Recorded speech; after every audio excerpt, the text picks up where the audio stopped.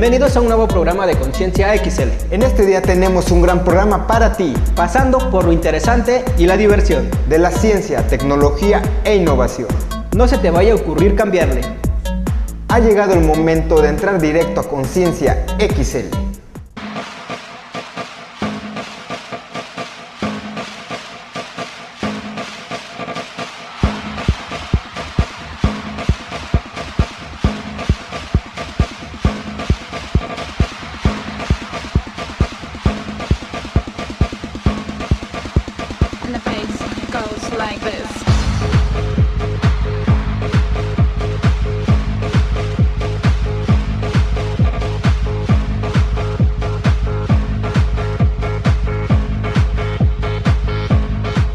Así que es tiempo de enchufar tu cerebro con la ciencia, la tecnología y la innovación. Así que activa tus sentidos y revoluciona tus ideas, porque estamos entrando al mundo del conocimiento. Es momento de iniciar Conciencia XL, el mundo de las nuevas ideas.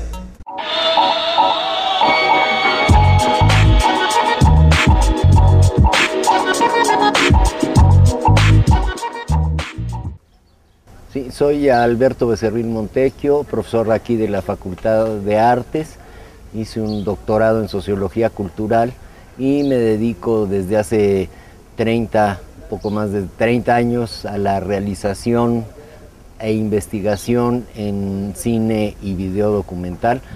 Desde hace 8 años soy profesor docente aquí y profesor investigador en el área también de cine documental. El desarrollo del cine documental en México es muy irregular, depende mucho de distintos momentos. Por supuesto tenemos toda la época en donde el documental se filma, digamos, hasta que aparezca el video. A mí me tocó comenzar en esta época donde pues la mayoría de documentalistas trabajábamos en un formato conocido como 16 milímetros.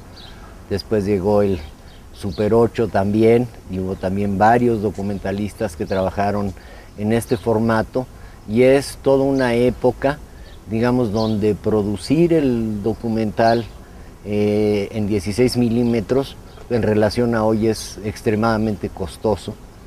Entonces, bueno, pues durante esa época uno siempre requería financiamientos de instituciones y de apoyos que son mucho más fuertes de lo que requieren hoy aparatos como el que tienen ustedes, ultraligeros, en donde pues se utiliza cinta de audio o incluso ya se puede grabar en un disco duro y bajar el material. Entonces las tecnologías, por un lado, han ido impactando muchísimo la producción y la difusión de cine documental. Es muy distinto a hacer las cosas directamente en cine, filmar, que grabar como lo están haciendo ustedes. Entonces eso ha facilitado muchísimo la producción de cine documental. Ya ha sido en grandes espacios, ¿no? O sea, ha habido también momentos políticos muy diferentes, ¿no? Todos los documentalistas mexicanos que trabajaron por ejemplo, en los años 60, pues era a contracorriente. Muchos casos los que hicieron los materiales de México 68, pues arriesgando su vida entre las balaceras en Tlatelolco, en una situación donde era realmente difícil y donde se trataba de documentar, digamos, todos esos procesos tan importantes de cambio que tuvo México en el cine documental. Es un género muy importante y impacta mucho la sociedad. En el momento en el que yo me formé como documentalista, nuestra intención era muy clara, era dar voz e imagen a quienes no tenían y no siguen teniendo voz e imagen en los medios de comunicación. Y aquí se trataba, bueno, en los 60 de los estudiantes que no tenían espacio, no tenían voz, no tenían imagen. Se daban imágenes de ellos por los medios que no tenían muchas veces nada que ver con lo que los estudiantes realmente teníamos que decir en esos momentos, ¿no?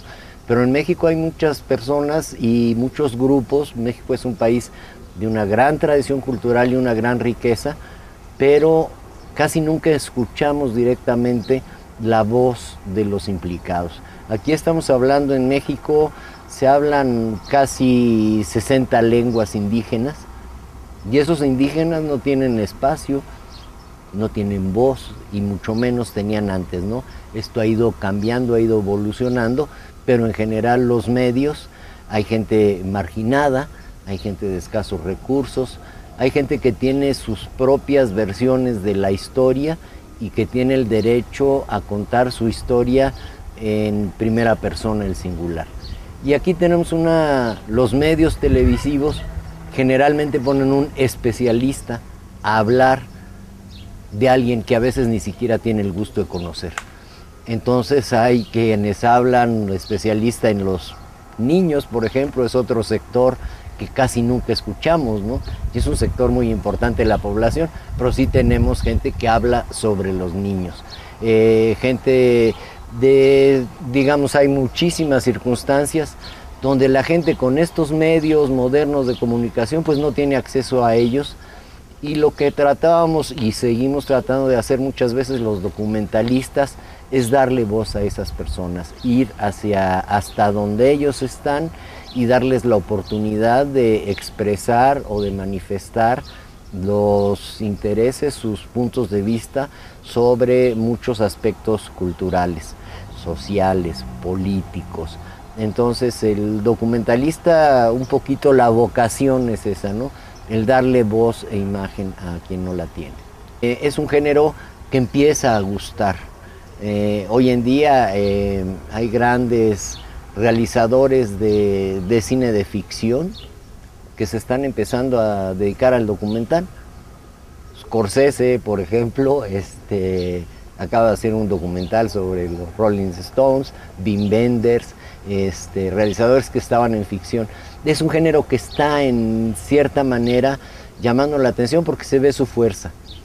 Y esa fuerza también yo creo que obedece a otra razón muy importante. La fuerza del documental, cuando oímos a la gente decir su verdad desde su propia circunstancia, a quienes nos interesa estar informados, pues es importante, y sobre todo teniendo medios de comunicación comerciales que lamentablemente desinforman. Entonces, en cierta manera, creo que el auge del género documental también quiere decir un hartazgo del descrédito que tiene la televisión comercial en México. O sea, la gente ya no cree en la tele, ya sabemos que son mentiras, ya sabemos que nos van a contar un cuento, entonces preferimos informarnos, y por suerte están surgiendo estos documentales que son en cierta manera un remanso para quienes nos interesa realmente estar informados de lo que sucede en el país o de lo que sucede en el mundo. Entonces se conjuntan varios factores, ¿no? Por otro lado, otro factor importante del auge del documental son las asociaciones de documentalistas. Hay asociaciones nacionales, internacionales que antes no existían, y estas asociaciones pues son de donde ha surgido festivales, donde han logrado mayores apoyos, financiamientos, y creo que es importante porque pues nos podemos nosotros conocer a nosotros mismos a través de un medio tan maravilloso como lo puede ser el cine y la televisión, cuando están hechos con ética, con responsabilidad, con honestidad. Entonces ese es uno de los objetivos que tenemos aquí en la Facultad de Artes, ¿no? De que la gente aprenda a hacer un cine responsable, con ética, respetando a quien grabas, que no haya esos programas degradantes para el propio público. Casi siempre cuando vemos esos programas que son lamentables, donde se degrada mucho a gente que asiste de buena fe a programas televisivos, ¿no? Entonces esta es otra cuestión ética muy importante que evitar en el documental.